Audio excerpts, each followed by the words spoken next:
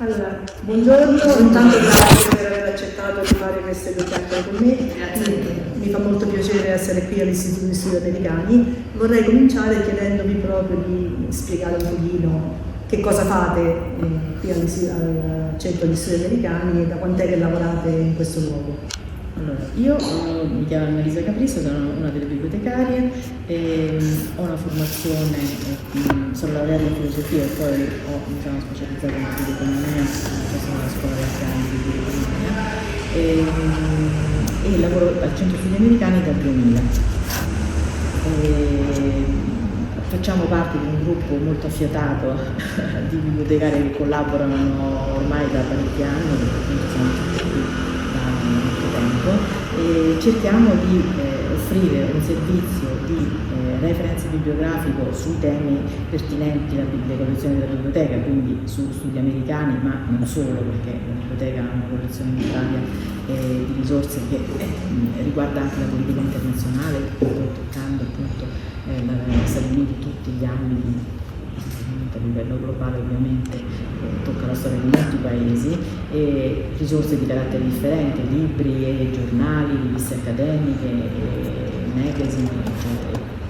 Tutto quello che si può trovare in una biblioteca specializzata di questo tipo. Cerchiamo di coadiuvare il lavoro di docenti e studenti che si occupano di queste tematiche, offrendo appunto un servizio di riferimento bibliografico, di catalogazione dei libri che vengono acquistati con un buon ritmo rispetto al budget che abbiamo a disposizione come biblioteca, e abbiamo un archivio che recentemente è stato quasi integralmente riordinato e quindi a disposizione anche questo come fonte per studiosi e studenti, e quindi diciamo siamo una biblioteca complementare a quelle universitarie e abbiamo rapporti consolidati con le principali università sia italiane che americane a Roma, e quindi in qualche modo coadiuviamo il servizio più generalista delle biblioteche dipartimentali di facoltà dei principali atenei romani e non solo, anche italiani, perché abbiamo anche dei rapporti con biblioteche che non sono soltanto di Roma. Allora Annalisa, per quanto riguarda l'accesso alla biblioteca invece come funziona? L'accesso alla biblioteca è aperto a tutti, perché diciamo si sia minorenni, e prevede da un lato una quota di iscrizione, perché la biblioteca ormai da molti anni si finanzia anche con le quote associative, quindi è un piccolo gesto diciamo di partecipazione alla crescita e alla conservazione di questo patrimonio, perché l'ente è un centro privato, è un'organizzazione senza fine di lucro, quindi non riceve fondi statali è un ente italiano tra l'altro, né da enti governativi o pubblici statali italiani, né da altri enti, se non in forma di collaborazione ad eventi. Ovviamente abbiamo dei rapporti consolidati con le principali istituzioni accademiche che hanno lasciato gli Stati Uniti in Italia, però per collaborazioni che riguardano appunto l'organizzazione di eventi. Non siamo sul bilancio di nessun ente pubblico, quindi questo impone anche un fundraising costante, e una delle fonti di questa si attinge anche l'iscrizione alla biblioteca. Quindi c'è una quota di iscrizione annuale, e adesso c'è anche la possibilità di iscriversi giornalmente con una quota molto più piccola, oppure c'è la possibilità per studenti e docenti che afferiscono a università che hanno una partnership con il centro di potersi iscrivere senza dover corrispondere a nessuna cifra in denaro, e quindi utilizzare questi servizi di consultazione. Quanti volumi avete più o meno? Che tipo di grandezze? Dunque, la collezione attualmente è intorno, penso, ai 60.000-70.000 volumi, ed è in crescita. Ovviamente a ciò si aggiungono le risorse elettroniche che cerchiamo di ampliare per offrire qualcosa non soltanto di fondamentale per la ricerca, penso ad alcune database che ormai sono assolutamente imprescindibili per chi svolge ricerca in questo campo, come Gestore, Project Muse ed altri. Quindi fate parte voi di questi? No, noi abbiamo un abbonamento a queste risorse, ad alcune di queste risorse e cerchiamo anche di incrementarle magari offrendo qualcosa di più specifico che non è presente presso altre istituzioni, proprio perché è più funzionale agli studi e alle ricerche di chi si occupa di questi argomenti. Per quanto riguarda la catalogazione, la visibilità del nostro catalogo e delle nostre collezioni, noi apparteniamo ormai da alcuni anni come partner effettivi a una più grande consorzio di biblioteche a livello internazionale che è l'OCLC e quindi WorldCat, che è il catalogo collettivo di questo grandissimo consorzio, sia per ragioni di tradizione di prassi catalografica e di partnership che ormai affonda in tanti anni di collaborazione, e poi perché appunto la nostra catalogazione dal punto di vista degli standard adottati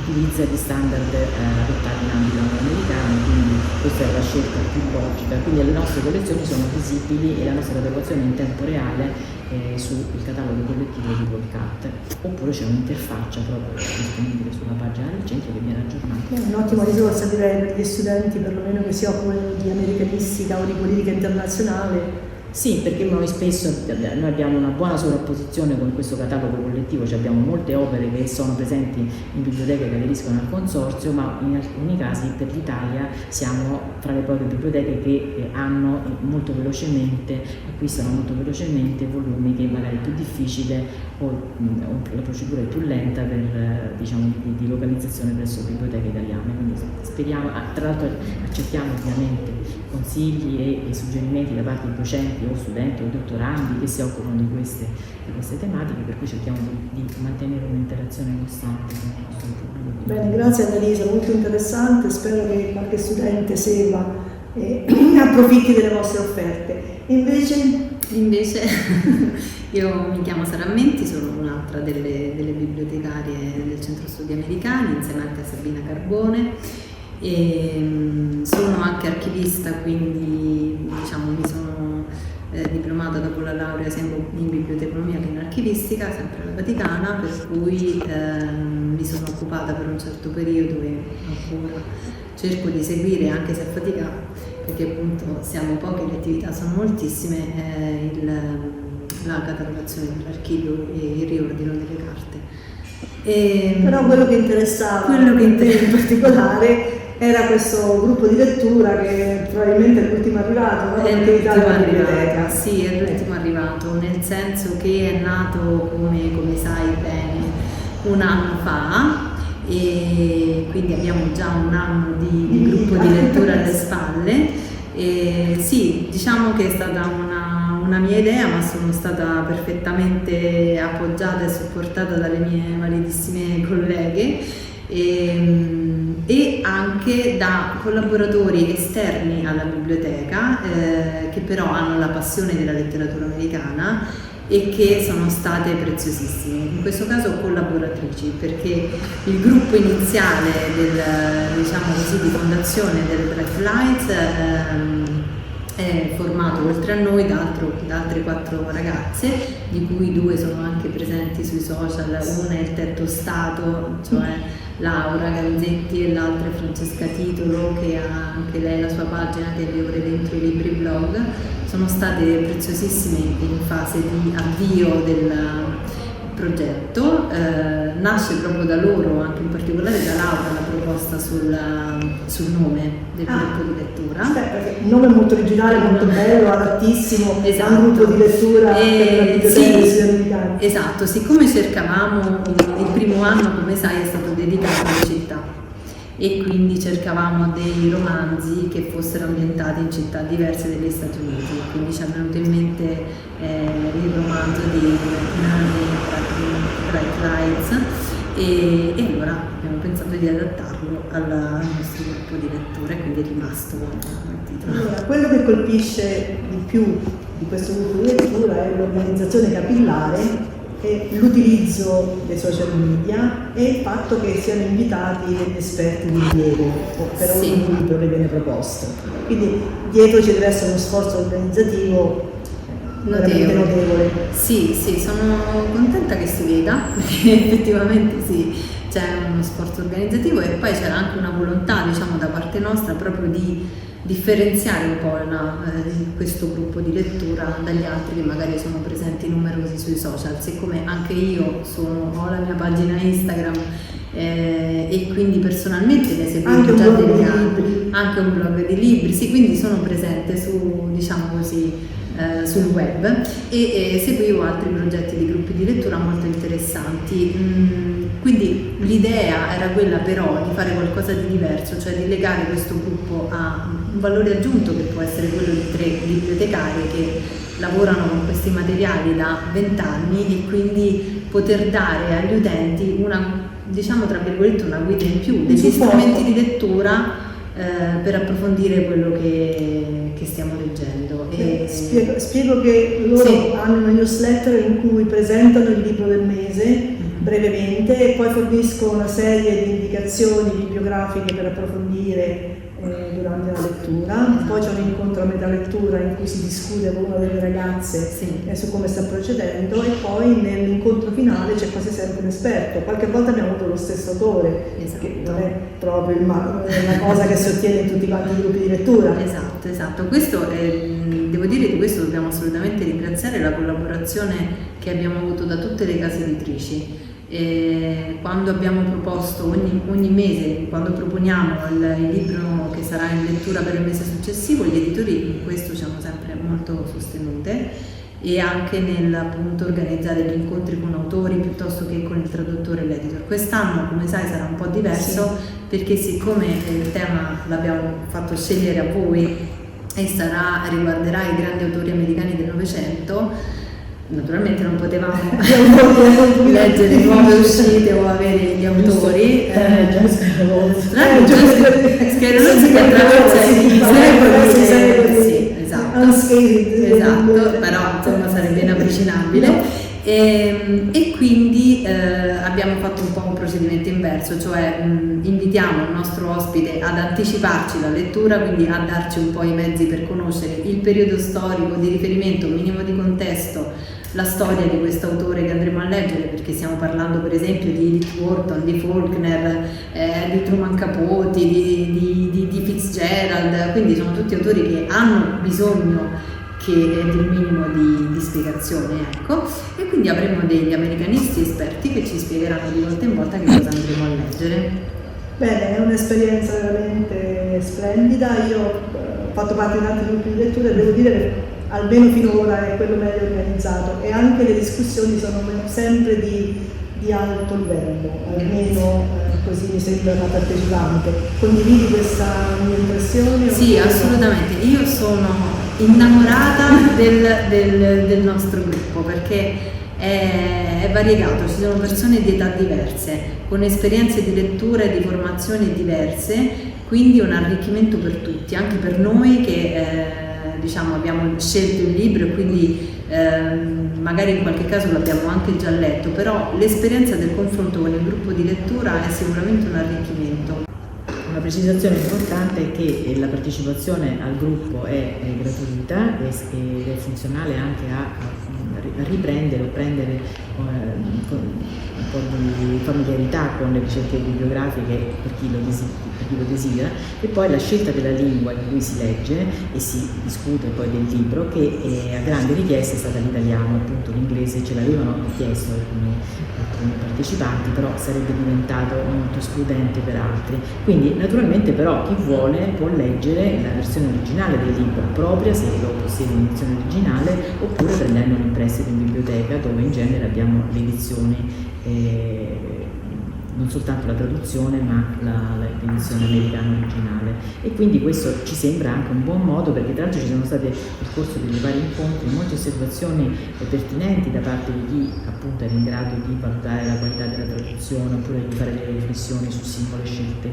semantiche dell'autore o del traduttore, e anche il fatto di coinvolgere, no? Anche questo è stata una cosa che abbiamo cercato di fare, di non fare una cosa appunto. È molto importante la collegialità delle riflessioni e naturalmente il rapporto che può dare qualcuno che soprattutto nei sarti classici, ma non solo, è in grado di contestualizzare la produzione di un autore, è una cosa molto importante, però volevamo evitare l'aspetto, diciamo, della lezione da parte di un professore che naturalmente avrebbe messo un po' in soggezione tutti gli altri, anche magari reso un poco più complicato, più farraginoso l'intervenire da parte di chi non è un lettore, per così dire, professionale. Quindi abbiamo cercato di coinvolgere professori che hanno questa capacità anche molto comunicativa di non mettere in soggezione le persone che partecipano, e appunto figure intermedie del mondo editoriale, tra l'altro molto interessanti, come sono traduttori che spesso sono anche studiosi di questi autori o della letteratura, o editor specializzati in questo settore della letteratura americana, insomma, perché anche la scelta editoriale, sappiamo tutti quanto sia importante la scelta editoriale per veicolare anche a livello culturale un autore, una letteratura, e quindi ci è sembrato utile, non era soltanto un aspetto diciamo, di coinvolgere l'editore commerciale, ma era quello di capire anche un po' quali sono le scelte, visto che la letteratura americana è molto presente nella traduzione italiana, quindi capire appunto come viene fatto anche un po' lo scouting, perché nel caso specifico dell'anno scorso, non quest'anno, c'erano molti autori per grande pubblico magari non sono noti o non erano noti prima di questa traduzione, anche se magari in America non erano degli esordienti. Quindi ecco, capire un pochino anche queste dinamiche attraverso delle figure molto disponibili, bisogna dire, delle varie case editrici. Questo è un altro dei valori aggiunti del gruppo di lettura, perché c'è un'esperienza dietro che ha portato delle scelte che poi insomma hanno elevato il livello anche della qualità di quello che si fa. Poi conoscere le figure intermedie è importante, perché spesso l'oggetto libero viene soltanto letto e difficilmente si pensa a quello che c'è dietro, è un mondo molto complesso. Invece Sara, qualcosa sull'organizzazione, allora sì, volevo aggiungere qualcosa sulle modalità di partecipazione al gruppo, ribadendo ancora una volta appunto che gli incontri sono tutti gratuiti, non è necessario essere iscritti in biblioteca per partecipare al gruppo di lettura. C'è soltanto una newsletter a cui bisogna iscriversi, ma soltanto perché attraverso quella noi possiamo poi mandare l'invito e anche il link per chi volesse partecipare online, perché comunque, non so se l'avevamo detto prima, ma le modalità di incontro sono sia in presenza che online, quindi noi stiamo con un po' di fatica, però ci organizziamo ogni volta per fare in modo che ci seguano anche da remoto, quindi tutte le persone poi che non sono a Roma o che sono impossibilitate a venire possono comunque seguire l'incontro. E l'incontro di cui è dell'incontro disponibile dell'incontro viene registrato l'audio, quindi abbiamo questo podcast che si trova su Spotify e si chiama appunto Bright Lights Book Club, quindi si può trovare semplicemente e sentire tutte le registrazioni dei nostri incontri.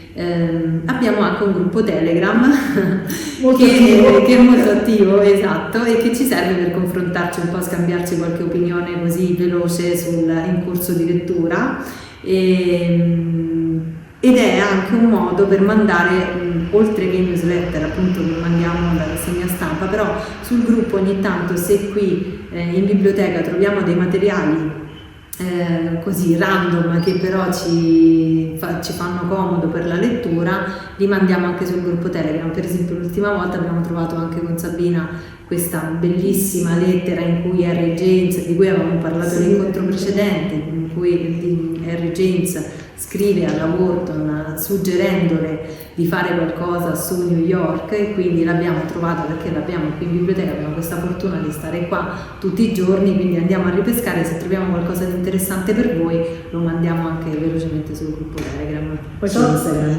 E poi c'è Instagram.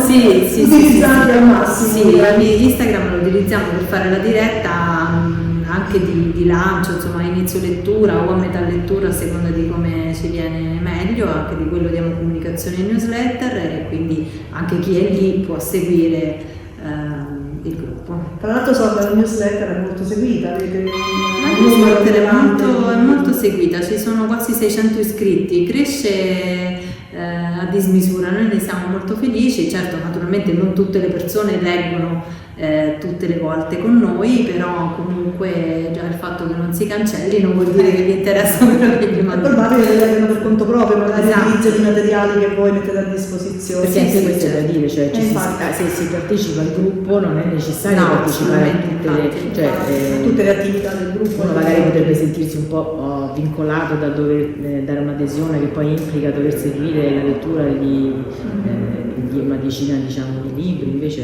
così non è. Esatto. Pensate di continuare con questa iniziativa? Io mi auguro. Assolutamente sì, assolutamente sì, non potremmo lasciarvi, No, ormai saremo noi a non tutt'uno. lasciarlo, perché Sì. è veramente così ben organizzato che sarebbe un peccato lasciarla cadere. L'ultima domanda però vorrei che fosse una domanda personale. Sono sicura che da bibliotecarie siete anche lettrici, quindi mi piacerebbe sapere se avete un libro che per voi ha segnato una svolta particolare, oppure che vi è rimasto particolarmente impresso tra le tante letture che sono sicura fanno parte del vostro bagaglio. Vai prima tu? Vai prima tu. Vado prima io. Queste sono le domande più difficili. Lo so, e a me piace farlo proprio per questo, perché non se ne difficilmente si Allora, fa. di libri che segnano una svolta non ce n'è mai uno solo, no? Sì, Perché certo. poi a seconda dei periodi in cui leggi ci sono le svolte sono diverse. Sono tante, sì, nella vita sono tante. Diciamo che l'ultimo libro in ordine di tempo, forse nel mio caso per esempio è stato Furore di Steinbeck. Non sei la prima che me lo dice. Perché prima di tutto me l'aspettavo diverso, l'ho letto perché dovevo intervistare il professor San Pietro che sta curando tutte le edizioni e le ritraduzioni di Bompiani di Steinbeck e per me è stato molto segnante, sia perché appunto veramente mi ha illuminata su quel periodo storico e su quella vicenda, anche se naturalmente è un romanzo, però Era molto ben documentato. esatto. E sia perché in parte mi ha ricordato comunque delle cose della mia famiglia che mi hanno particolarmente segnata, quindi sì, direi Furore. Annalisa? Io devo dire che non è un romanzo, Non importa. cioè, o meglio, sì, è un romanzo, È un romanzo. è un libro, non è un libro di saggistica, che diciamo rappresenta solito. il 90% delle mie letture. Ed è una lettura molto precoce, perché io mi ricordo di averlo letto che ero sotto i 10 anni, la storia di Elsa Morante, quindi quello è stato un libro che mi ha molto molto colpito, sia per la vicenda narrata che per la scrittura. Avrei saputo, cioè, proprio se paradossalmente poi sono vicende che ho studiato dal punto di vista storico in un successivo momento, ma quello direi che mi ha molto colpito. È stato il primo impatto. Sì. E invece l'altra e ultima cosa che mi piacerebbe è il libro di conforto, no? Invece il libro a cui si ritorna quando si ha bisogno di tirarsi su, di sentirsi a casa. Allora, io quando ho bisogno di una lettura di conforto, cioè che proprio il mio stato così di benessere, torno o su Jane Austen, perché così mi fa sempre piacere, oppure sulle letture classiche del liceo, ma anche Shakespeare per esempio.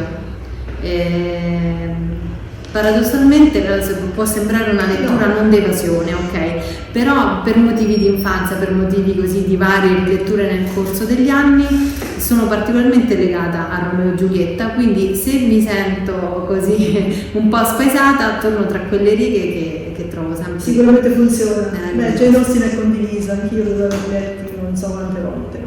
Anzi, quasi tutti gli autunni. Ma poi ce ne sono tante. Adesso mentre parlo me ne vengono fuori altre 800. Annalisa, non è una lettura di conforto, No. ma per me è quasi una lettura di conforto. L'amico ritrovato di Fred Hoyle. Però sì, in effetti ognuno ha i suoi. Che cosa ti dà quando lo leggi?